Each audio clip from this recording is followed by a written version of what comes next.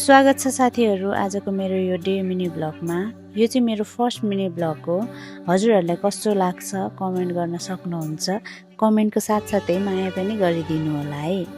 भन्दै म लागि आफ्नो स्किन केयरको लागि खासै म आफ्नो स्किन केयर त गर्दिनँ, त्यही पनि गर्मी छ नि त, गर्मीमा पसिनाहरू आएको हुन्छ, त्यही भएर फेस वास गर्ने सनस्क्रिमहरू लगाउने नर्मली त्यो त सबैजनाले गर्नु नै हुन्छ हैन।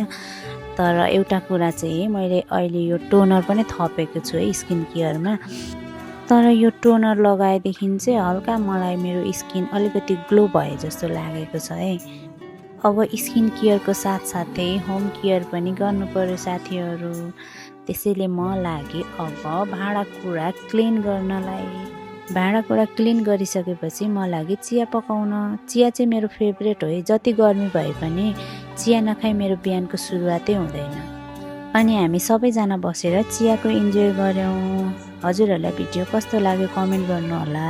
यहाँसम्म भिडियो हेरिदिनु भएकोमा धन्यवाद। भेटौँला अर्को मिनी ब्लगमा।